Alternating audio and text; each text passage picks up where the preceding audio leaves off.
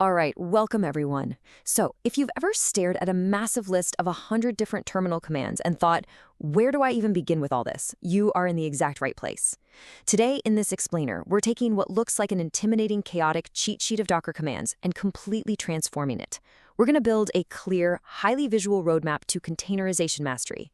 We're going to structure the chaos, so get ready to focus in. Okay, let's dive into this master blueprint. This is our comprehensive 8-step Docker learning roadmap, and we are going to conquer this daunting map step by step. We're starting from the perspective of a total beginner at step 1, and by the end, we'll have navigated all the way to advanced professional techniques. You don't need to memorize the whole thing right now. You just need to understand the path we're taking. Here is our game plan for today. First, we'll establish the blueprint.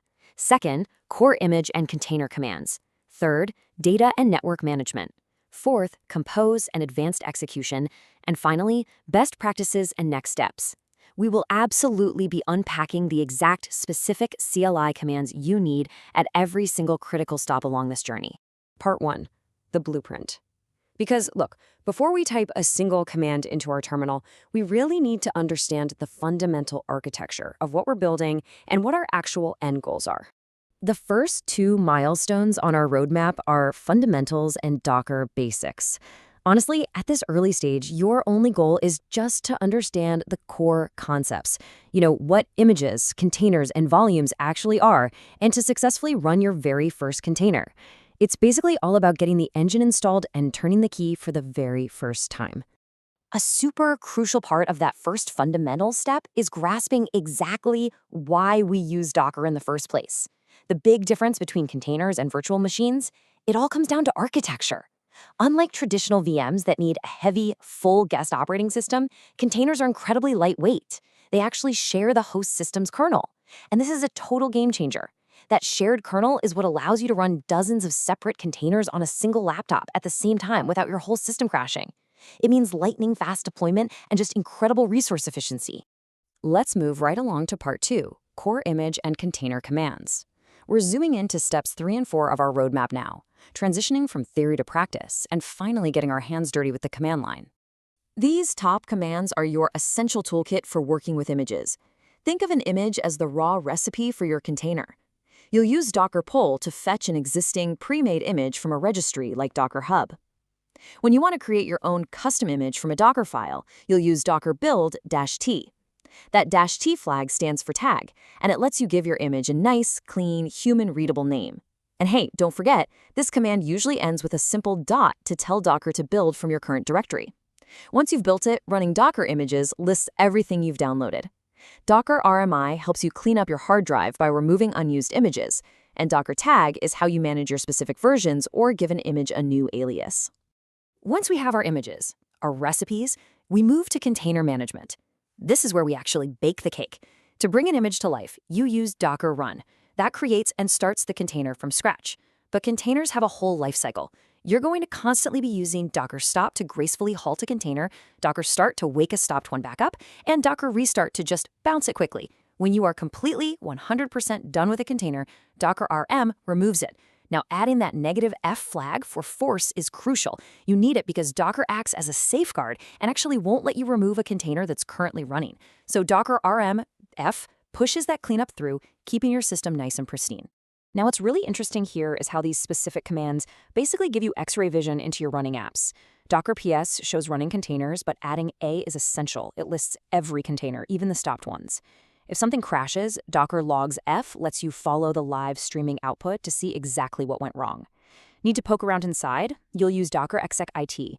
That IT stands for Interactive Terminal, and it drops you right into a live bash shell directly inside the container itself. It's like teleporting into the matrix. Furthermore, Docker inspect spits out all the low-level JSON configuration details, and Docker stats acts just like a task manager, showing your real-time CPU and memory usage. Now that our containers are up and running, we move to part 3. Data and network management. This pushes us into the intermediate phases of our roadmap, where we have to solve 2 massive problems. How do containers remember data, and how do they talk to each other? Steps 5 and 6 lay out the challenge. By default, when a container dies, it basically has amnesia. Its data dies right along with it. So step 5 is all about safely persisting that data using volumes. Step 6 is about seamlessly configuring container networking. So, for example, your database container can securely talk to your web server container. So how do we translate that into action? With these volume commands. You use Docker volume create to carve out a dedicated, persistent storage space managed entirely by Docker. You can list them all with ls, inspect their details, or remove them with rm. But the absolute most crucial command here is the -v flag used during a Docker run. The -v flag maps a path using a colon. You put your local host path on the left of the colon and the container's internal path on the right.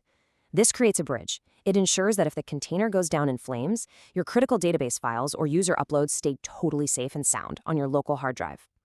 Networking is equally critical. You can build isolated, custom networks using Docker Network Create and then attach running containers to them with Docker Network Connect. You can also list them out with ls. But the commands you will use daily are the port mapping flags. Docker run -p uses a very specific syntax, again with a colon, mapping a host port to a container port. So for example, typing 8080 to 80 maps port 8080 on your local laptop to port 80 inside the container. That is exactly how you can actually view a containerized web server in your local browser. Using a capital -p automatically publishes all exposed ports to random available ports on your host, which is great for quick testing. Let's step up our game. Moving confidently into Part 4, Compose and Advanced Execution. We are graduating from single, isolated containers to multi-container orchestration and some really cool advanced configurations. Step 7 introduces Docker Compose, which is all about running multi-container applications easily using just a single YAML file. Step 8 rounds out our advanced topics, focusing on securing those applications, setting hard resource limits, and actually optimizing them for a production environment. Honestly, Docker Compose is universally loved because it dramatically simplifies our lives. Instead of typing out 5 massive Docker run commands with dozens of flags just to start your app, database, and cache, you write it all down once in a Docker Compose.yml file. Then, a single Docker Compose up command starts everything in the exact right order. Add the D flag to run it all in detached mode in the background. Want to see what's running in that specific project? Use Docker Compose PS. Need to troubleshoot? Docker Compose logs F streams the logs from all those containers combined. And when you're done, Docker Compose down gracefully stops the containers and elegantly cleans up the custom networks it created for you. It turns incredibly complex infrastructure into simple one-line operations. But even when you are just running single containers, advanced execution gives you incredible control by combining flags. Look at this first example. In a single line, we can name our container web, run it detached in the background with -d, and map our ports with -p. Boom.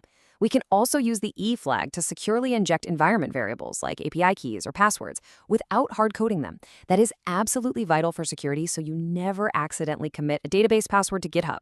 And finally, we can prevent a rogue buggy container from crashing our whole server by setting hard limits, using -memory 512M to cap RAM or -CPS 1.0 to limit it to a single core. Let's just take a breath and look at how far we've come. When we take that dense 100-command cheat sheet we started with and map it directly onto our blueprint, the chaos completely disappears, right?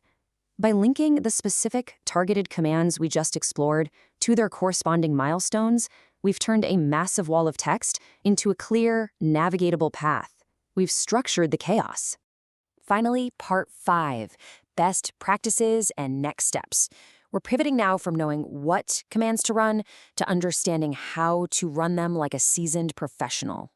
Derived directly from our roadmap, these are your non-negotiable best practices for production. First, keep your images small to speed up deployments. Second, always use a Docker ignore file so you don't accidentally bundle sensitive local files into your public image. For security, never run your applications as the root user inside the container. This simple step prevents malicious code from hijacking the host machine if the container ever gets compromised. Actively scan your images for vulnerabilities and always build upon trusted, official base images from Docker Hub. Our master cheat sheet also includes these vital pro tips. Remember, all Docker commands are case sensitive. Always use meaningful names for your containers and volumes. If you don't, Docker takes the liberty of assigning completely random, incredibly wacky names to them, which makes managing a large deployment an absolute nightmare later on. Combine your commands and scripts to automate your workflows. And most importantly, consistency is key. Practice these commands regularly to build that muscle memory. So where do you go from here? Well, the tools to explore and next step sections point the way. You can explore Docker Hub for sharing images, Portainer for really nice visual management GUI, or Dive to analyze your image layers. Once you master a single host, you take this foundational knowledge and scale it globally using orchestration tools like Kubernetes or Docker Swarm and integrate it all into automated CI/CD pipelines. You've officially reached the end of the roadmap. We have decoded the commands, we've established the best practices, and we've mapped out the path forward. So the only question left for you is, are you now ready to build, ship, and run modern applications with Docker? I highly encourage you to open up your terminal today, start breaking things, keep exploring, and above all, keep learning.